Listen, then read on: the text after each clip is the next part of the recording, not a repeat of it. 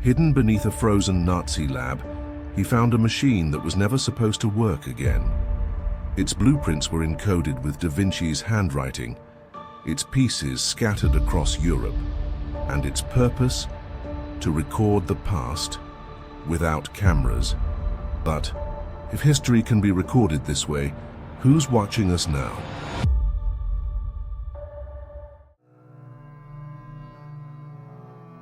Snow crunched beneath Elias Ward's boots as he stepped into the skeletal remains of the facility. The bunker was buried beneath a remote glacial cliffside in northern Norway. A single steel door stood half-frozen, bent under decades of silence. He placed a gloved hand on the metal, brushed off a layer of ice and pushed. It groaned open. Inside, the air was dry, metallic, thick with rust and decay. Concrete walls wrapped in frost. Burnt files sealed in ice. Frozen silence. This place was never meant to be found, Elias muttered to himself, pulling his flashlight from his pack. A narrow corridor led him deeper. He followed a series of faded red arrows painted along the wall. Most were illegible. One still had words in German. Project Lazarus. Forschungslabor. Lazarus. He reached a chamber at the end of the corridor, a table covered in frost, mechanical parts scattered, rusty cogs, brass wheels, strange copper tubing, all too clean for wartime equipment, too intricate. Elias bent closer. Our set of diagrams had been frozen beneath cracked glass. He gently chipped the ice with the handle of a folding knife. Underneath, pages sealed in plastic. Technical, precise, blueprints. He pulled them free. The pages crackled as he unfolded them. His eyes narrowed. That's not German engineering. The drawings were annotated in Latin. The designs resembled the internal mechanisms of a camera, yet the layout was different. No lenses, no film. Just a complex system of prisms, pressure valves, and rotating discs. In the corner of one page he spotted it, an initial LDV. Elias froze. The lines, the geometry. He pulled a small notebook from his coat, flipped through pages filled with sketches he'd copied during his research on Da Vinci's mechanical works. A match. He looked again at the blueprint. This wasn't just inspired by Da Vinci. It was Da Vinci. Before he could speak, a creak echoed behind him. Elias turned fast. A silhouette entered the room. A man in his 50s, long coat, weathered face, holding a flare. "Ward," the man said in English. "Didn't expect you to get here first." Elias relaxed slightly. "Leclerc, you're late." Jean Leclerc, a French military historian and former intelligence contact, stepped forward, eyes scanning the chamber. "They say the Nazis were obsessed with time, rewinding it, trapping it, recording it. And this..." Elias lifted the blueprint. "This was their attempt." Leclerc nodded. "Based on Da Vinci's lost notebooks, stolen from the Vatican during the war. They called it Lazarus, not a resurrection of the dead, a resurrection of history." Elias frowned. "But how?" Leclerc pointed to the scattered parts. "It was never completed. The final components were hidden and split up, safeguarded by different factions. Some believed the machine was too dangerous." Elias walked to the workbench, turned over a cog. Something etched underneath, a sequence of symbols, not letters but pictograms. "What language is this?" Leclerc shrugged. "Pre-Renaissance glyphs. Some say it's a cipher Da Vinci invented himself, but I've seen similar marks. Had an abbey in Montserrat and in Prague." Elias traced the markings with his finger.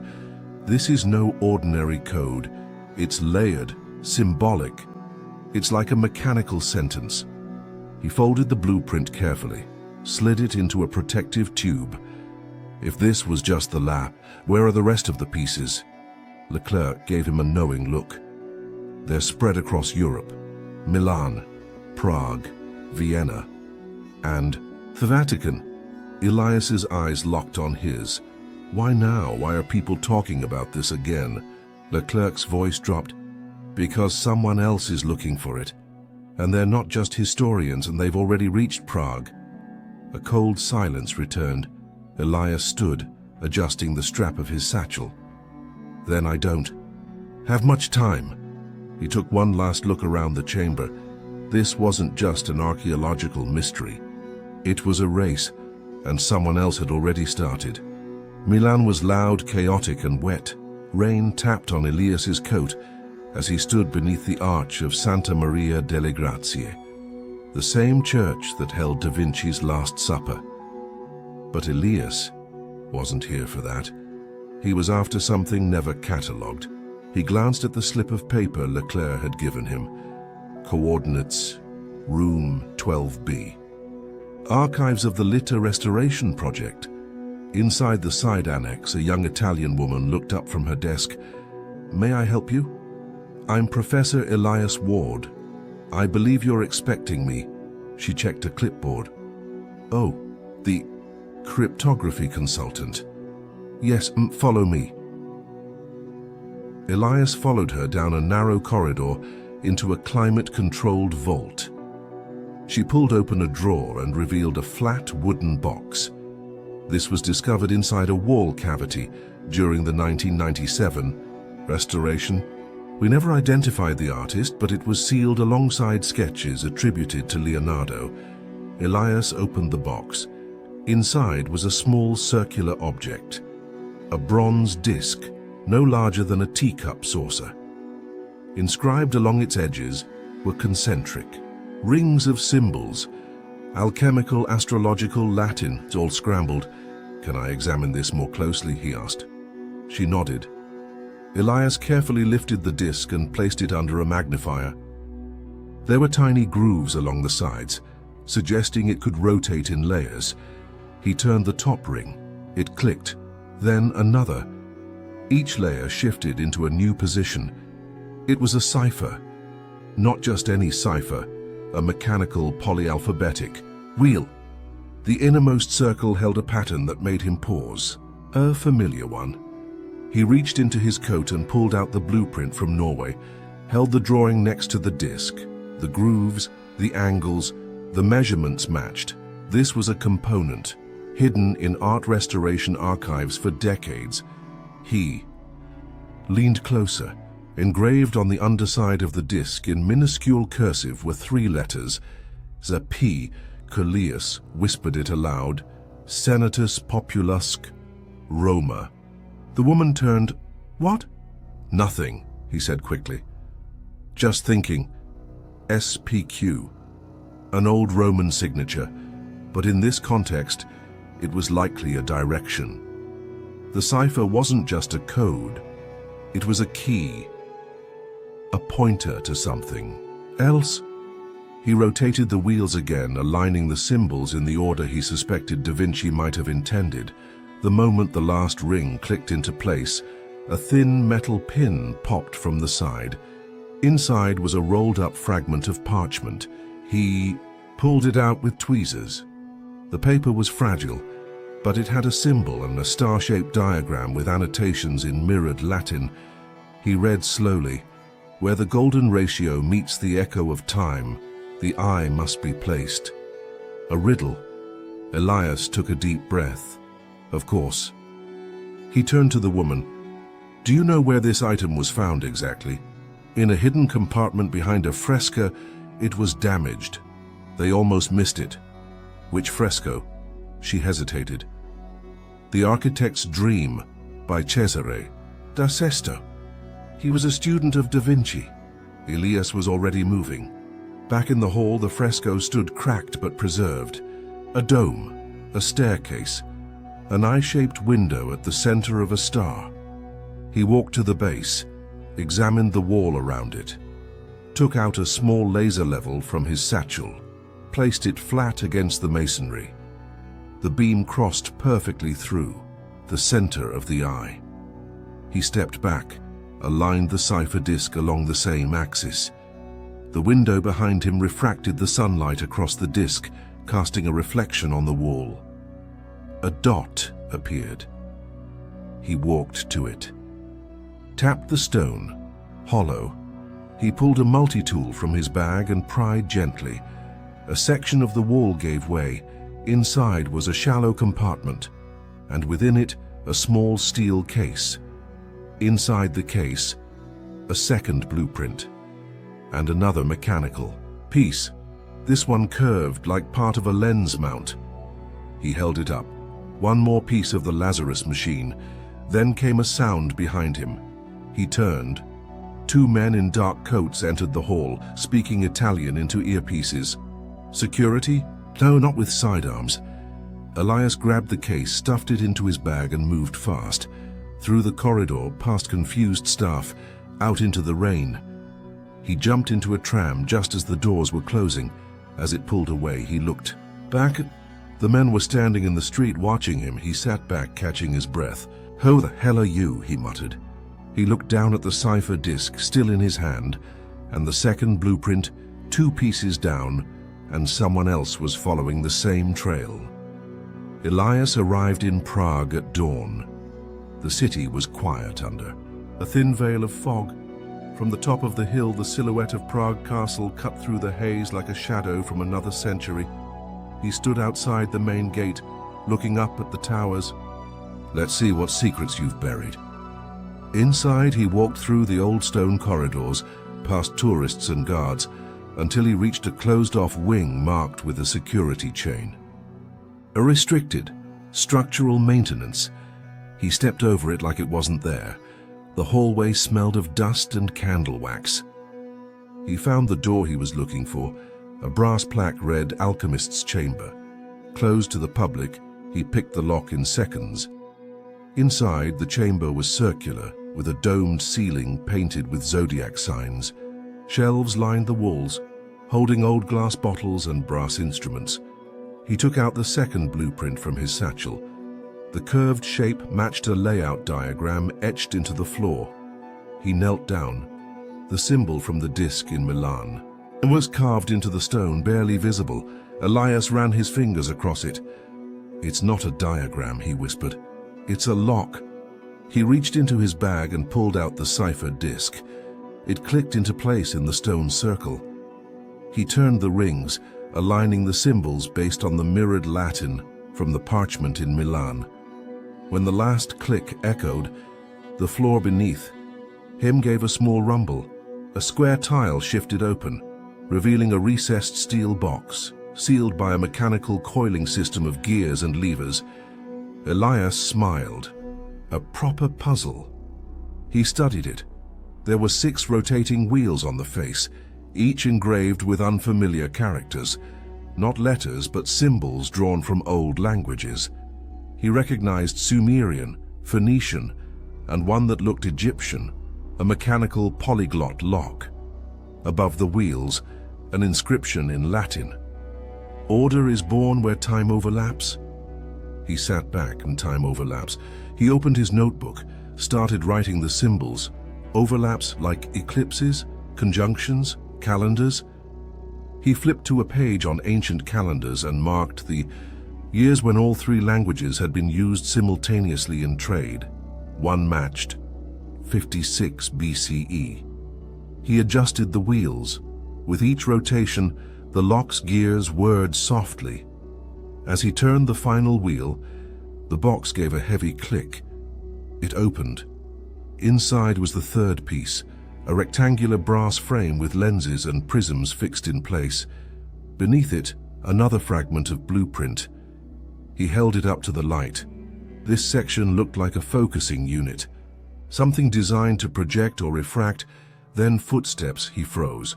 From the hallway, voices in Czech. "Someone's in there." Elias grabbed the lens component, shoved it into his satchel, and quietly moved behind a tall bookshelf. 2 men entered.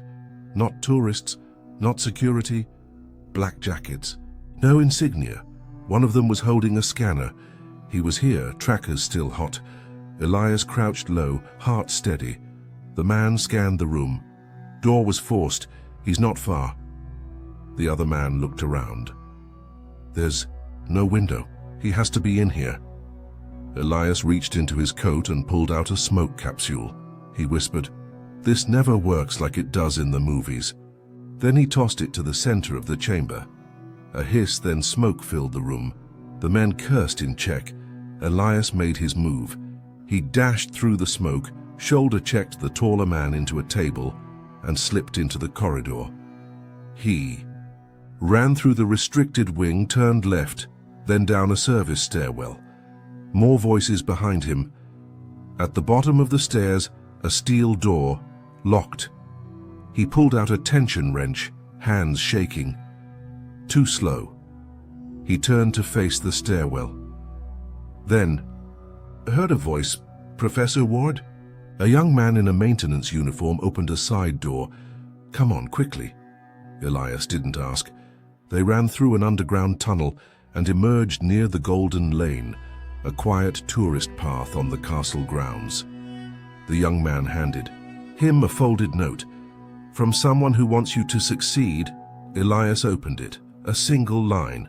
"They will follow you, but they do not understand what you are building." The man was already gone. Elias looked down at his bag. 3 components, 3 locations, and now someone unknown helping from the shadows. He tightened his coat and walked into the street, disappearing into the crowd. Vienna smelled like rain and rust. Elias stepped off the train with his coat collar turned, sharp eyes scanning the crowd. He had memorized the address, an old opera house near the city center, abandoned since the Cold War. The note inside the last artifact had included a name, the Lowen Theater. He moved through narrow streets, past art cafes and quiet courtyards, until he stood in front of the building. Its facade was cracked. Weeds grew between the stones. The doors were chained, but a side entrance was already open. He slipped inside. Inside, the air was damp. Dust clung to faded red velvet seats. The grand chandelier above the stage had fallen and shattered decades ago. Elias walked down the aisle, boots echoing on the wooden floor. The coordinates matched the center of the stage. He climbed up. "All right," he whispered. "Let's see if you're really here." He pulled out the blueprint and overlaid it with a transparency from the previous clue. The lines matched the theater's layout. He tapped the floor. One panel sounded hollow. He pried it up. Below was a compartment with brass shielding. Inside, the 4th component, a metallic arc with mirrored surfaces, gears, and strange filaments. He examined it. Some kind of memory refractor, maybe? He packed it gently in his satchel. Then he heard it, a distant clang. He turned. From the balcony above, 2 men in dark coats, the same ones from Prague. But this time, they weren't alone. More emerged from the aisles, blocking the exits. Elias ran. He dove into the wings of the stage. Down a corridor lined with dressing rooms, footsteps behind him, voices shouting. He pushed through a side door into a service stairwell and climbed. At the top, the rigging floor above the stage. It was a maze of beams, ropes, and ancient pulley systems. He paused, then smiled. "This'll do." He unhooked a counterweight and dropped it. It crashed through the floor below, sending dust and screams flying. The men scattered. Elias ran across the beams like a tightrope walker, reached the far side, and dropped down into the back of the house. He burst through a maintenance exit and into a cobblestone alley. Rain had started. He ran, coat-soaked, heart racing. 2 black SUVs turned the corner behind him. He didn't stop. Vienna's streets were a labyrinth. He ducked. Through an old bookstore, out a back door. Across a tram line, a horn blared. He jumped between 2 cars and kept going. He turned into a museum courtyard. Dead end. Footsteps behind him again. He turned, ready to fight. Then a door opened beside him. A woman in her 40s, dark hair, serious eyes. She held it open. "In here, Professor," he hesitated. "Who are you?" "A friend. You're running out of time." He stepped inside. The door shut. They were in a maintenance tunnel below the museum. She led him through corridors lined with pipes and power cables. "I'm Anna Fisher," she said. "Historian. I've been tracking the Lazarus components for years. You just woke up a network that's been dormant since 1946. "Who do they work for?" Elias asked. "Private collectors, military contractors, Vatican black branches. Some just want to bury it again." They stopped at a junction. Anna opened a locker and handed Elias a change of clothes. "Your coat is a signal flare. Put this on." Elias changed quickly. "What? Do you know about the next piece?" he asked. Anna pulled a folded map from her coat. "The last known trace points to Montserrat, Spain." She nodded. "The monks there kept records of strange experiments done under the monastery. If your machine is what I think it is, that's where they tried to assemble the prototype." Elias looked at her. "And you want me to succeed? I want the truth out. That machine might change how we understand memory, history, reality." He nodded, but something still didn't sit right. He had trusted too easily before. "You're not with them?" he asked. Anna smiled sadly. "If I were, you'd already be in the trunk of one of those black cars." They climbed a stairwell. At the top, a door opened into a tram station. People bustled unaware. Elias blended into the crowd. Anna handed him a burner phone. "I'll contact you from Montserrat." Then she was gone. Elias sat on a bench, breathing heavy. He checked his bag. 4 components, 1 more to find. But now the chase had begun, and whoever was behind the Lazarus project, they weren't just watching, they were closing in. Rome was loud. The Vatican was silent.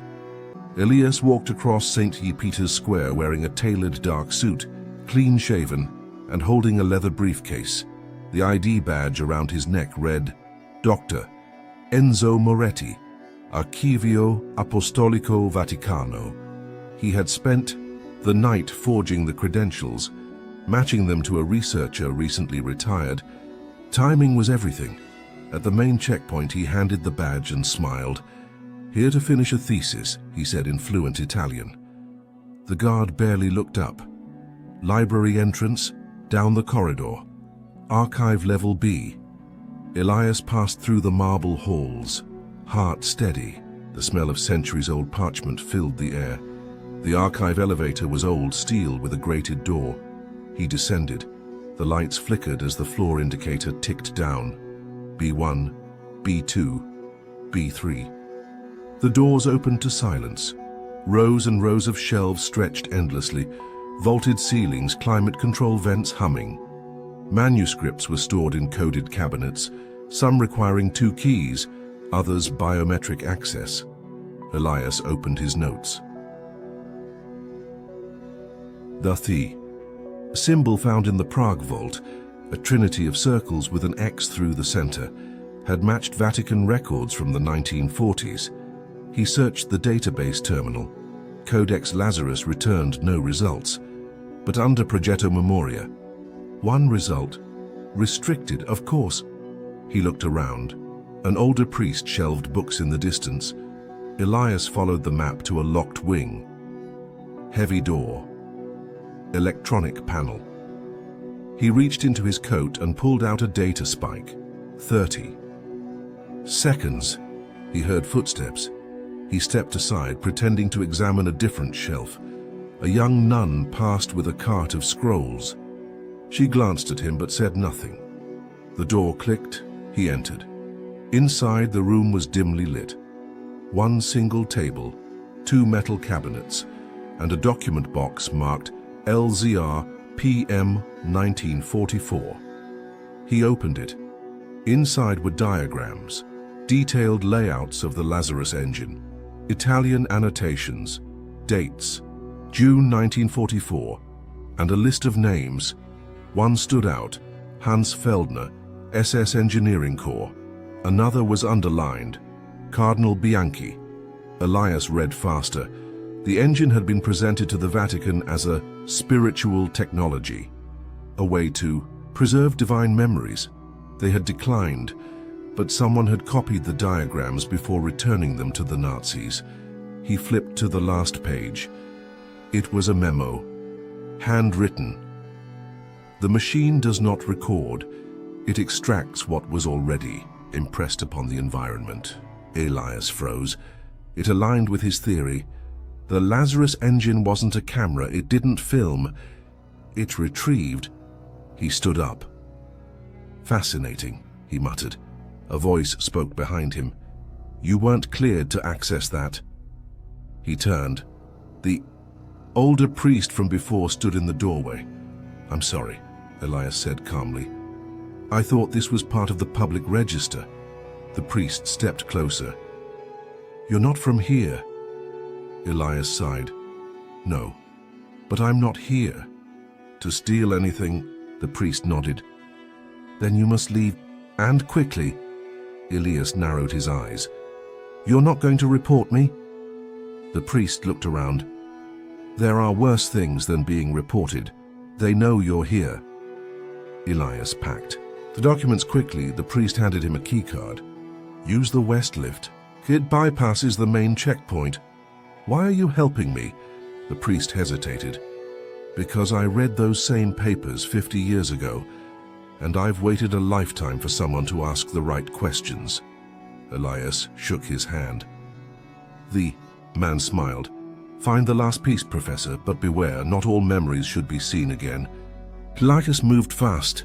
Up the west lift, back into the halls of the Vatican, into daylight. He didn't stop until he was 4 blocks away. In a cafe, he spread out the papers again. There were coordinates written in faded ink. Montserrat. Mountain in Spain. But one more thing caught his eye.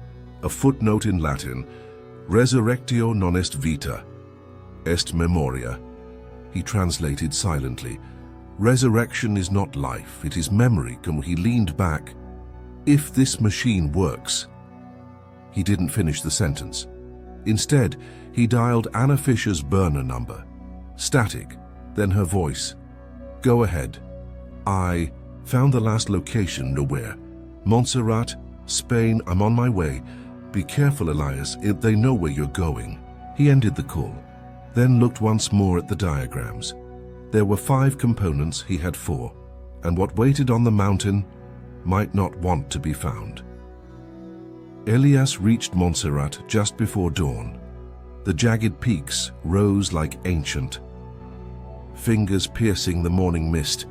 The Benedictine monastery carved into the mountainside loomed ahead in silence.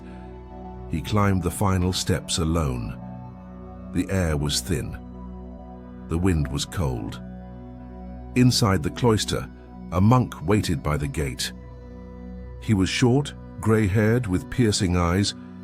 "You're the linguist," the monk said. "I'm here for the vault," Elias replied. The monk handed him a key without another word. The passage beneath the monastery led to a sealed crypt, untouched for decades. Elias opened the door. The room was circular, a domed ceiling painted with constellations. At the center, a stone pedestal waited. He unpacked the 5 components: the Prague disc, the Vienna prism, the Milan wheel, the Vatican core, and the Norwegian base plate. Each piece carried a different symbol. He laid them on the pedestal. The pieces didn't fit. Elias stared at them. "They're out of order," he whispered. He stepped back and looked up. The ceiling stars. They weren't decorative. They were aligned to a specific night sky. He pulled out his notebook. The same configuration had appeared in the Da Vinci sketches. A specific alignment. June 6, 1944. D-Day. He rotated the pieces accordingly. One click, then another. Still, the Vatican core didn't lock into place. He examined the base and there were grooves but no physical key. Then he remembered the Latin phrase from the archive. Resurrection is not life. It is memory. Memory. He looked closer. Each piece had notches, tiny ones. They weren't random. He pulled out a pencil and ran the graphite over them. Morse code. He deciphered quickly. Each component had a number. 3, 1, 5, 4. He rearranged them. The pieces slid in effortlessly. The pedestal vibrated. He stepped back. A hum filled the chamber. The Lazarus Engine was waking. The discs spun slowly. The prism refracted ambient light. The central core lit up with a faint glow, then it stopped. Silence. No projection. No hologram. Elias frowned. He circled the machine. No power input, he muttered. He looked around the room. On the far wall, a mosaic, a star chart, and a dial embedded in the floor. He stepped on it. It depressed slightly. Then the ceiling shifted. A beam of light pierced through a tiny slit at the top of the dome. It hit the prism directly. The room transformed. Faint images danced in the air, blurred, fragmented. Soldiers in black uniforms, a table with maps, a cathedral engulfed in flames. Then, silence again. The machine powered down. Elias stepped forward. It worked, his voice echoed. Then footsteps. A woman appeared in the archway, Anna Fisher. Her coat was dusty. Her eyes were alert. "You triggered it," she said. "I only had one shot." She walked over and stared at the now dormant device. Did it show anything? Flashes, like memories pulled from the air. He looked at her. But no recording, just playback. Anna pulled a small device from her pocket. "I intercepted comms. They know you're here." "How many?" 3 cars. Military contractors. Same ones from Vienna. Elias nodded. He grabbed his bag. "What about the engine?" Anna hesitated. "If they get it, they'll build more." He looked at the structure. The pieces were delicate. He removed the core and prism quickly. The rest he smashed. With a nearby iron rod, metal cracked, glass shattered. Anna flinched. "Elias, we're not letting this fall into the wrong hands." The light beam dimmed. They packed fast. As they climbed out of the crypt, the monk was waiting. He held up a wooden cross. "Did you see it?" Elias paused. "I saw something." The monk nodded. "That's enough." They exited through the old stone chapel. Outside, the sky was no longer misty. Helicopter blades echoed in the distance. Anna looked at Elias. "You have the core?" He tapped his coat pocket. "Next stop?" She smiled. "You tell me." "Professor." They disappeared into the mountain trails. Below, black SUVs arrived too late.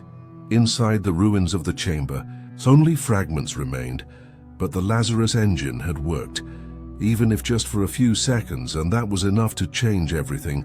The lab was buried beneath an abandoned observatory in the French Pyrenees. Elias wiped dust from the old workbench and spread the cloth carefully. He placed the salvaged components: the prism, the core, and fragments of the Vienna structure. Anna stood nearby, watching the doorway. "You really think this will work again?" Elias didn't look up. "I don't know, but if there's a chance, it has to be here." The observatory dome had a circular opening in the ceiling, perfectly aligned with Polaris. He adjusted the prism's position under the shaft of light. Next, he anchored the core to a tripod mount he had built from scavenged parts. It clicked into place. Then, silence. He checked his notes. The core required no power source. It reacted to light, geometry, and proximity. "Come on," he whispered. Anna stepped closer. "What are you hoping to see?" "Not see," Elias muttered. "Witness." He adjusted the prism again. Then something shifted. A faint pulse of light. Like static, the prism vibrated softly. Elias held his breath. A blurred shape hovered above the table. It was flickering, like a ghost stuck between channels. Then clarity. A hallway. Stone walls, torches, a long table with men in uniform. One of them slammed a folder on the table. Operation Lazarus must proceed, the man shouted. The others nodded. Another image, a cathedral burning, a crowd running. Then, a woman. She stared directly at the projection, her face lit by firelight. Anna gasped. "That's Prague," Elias nodded. "I think it's not just showing a location, it's pulling memory from physical echoes." He stepped closer to the projection. The room flickered. Second later, everything vanished. The prism dimmed. The core stopped vibrating. Elias stood frozen. It lost the alignment. He turned to Anna. But it worked. She didn't speak. He sat down slowly. This wasn't just a projection. It was evidence. Real visual data. "Elias," Anna said. He looked up. "You said it played memories." He nodded. "But how? There were no camera, no recording devices." Elias stood and walked to the blackboard. He drew a wave. Every event leaves an imprint. Sound, vibration, electromagnetic fields. He circled the wave. What if Da Vinci theorized? A way to retrieve those residuals. Anna narrowed her eyes. "You think the prism decodes the environment?" "Not just the prism. The whole structure was tuned to geometry and light frequency, like a decoder ring for time itself." Anna looked at the components. "But you only saw a few seconds." "Because it's unstable." He pointed to the tripod. "It needs the full frame. I had to jury-rig the alignment." Anna crossed her arms. "So what now?" Elias hesitated. "We take this and prove it." Anna laughed softly. "To who? The academic board?" Elias smiled. "No, to history." He looked at the burnt edges of the prism, then at the faint scorch marks on the wall behind it. The machine had worked, but at a cost. "You think it's safe to try again?" Anna asked. "No," Elias said, then paused. "But necessary." He turned back to the workbench. He pulled out a small tuning device. "If I can sync the resonance of the prism with ambient EM fields, maybe—" A loud crack echoed above. Anna froze. Elias looked up. "Roof sensors."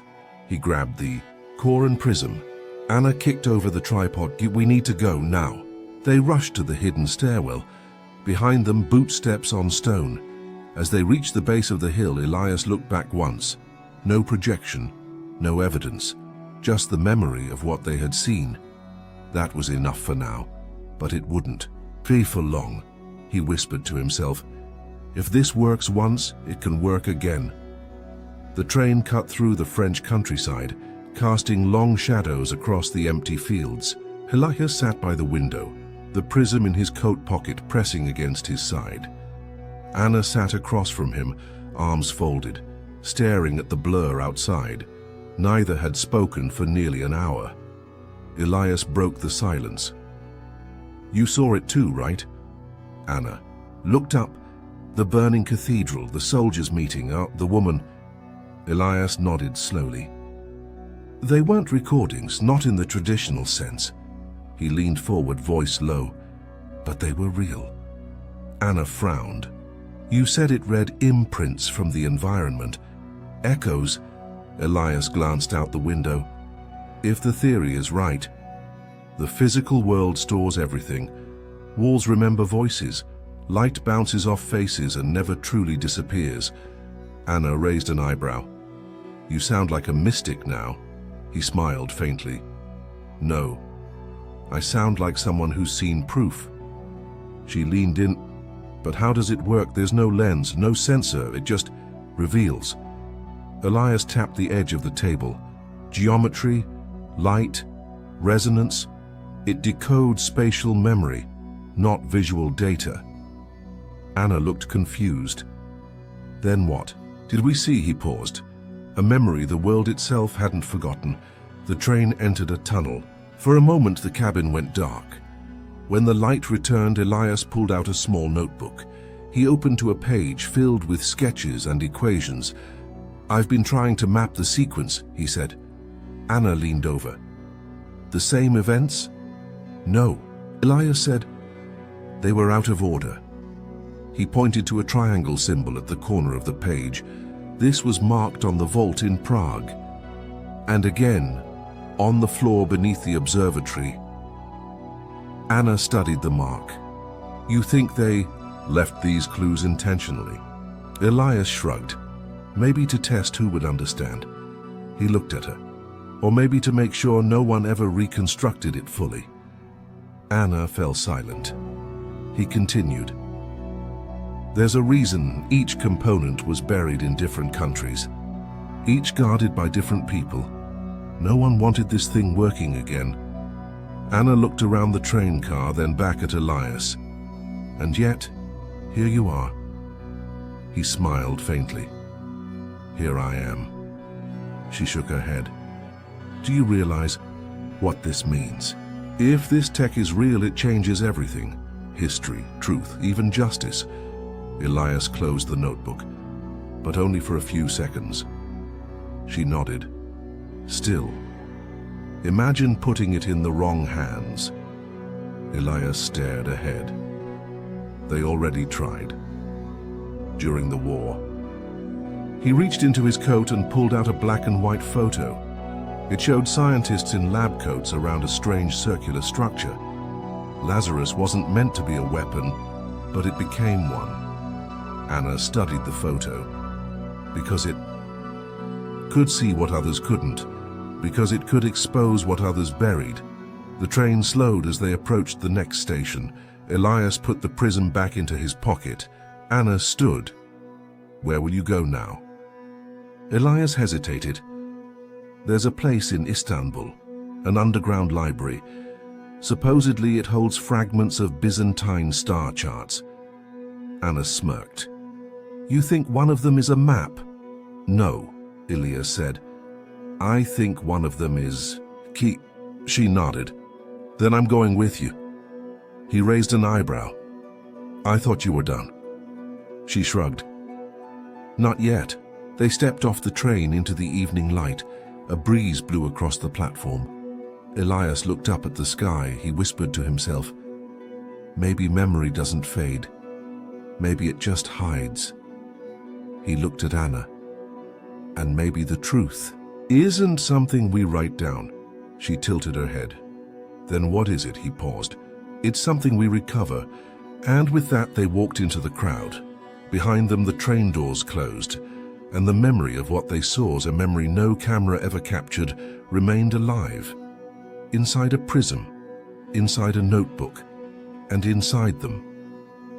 But that was only one glimpse, one fragment of a truth the world tried to erase.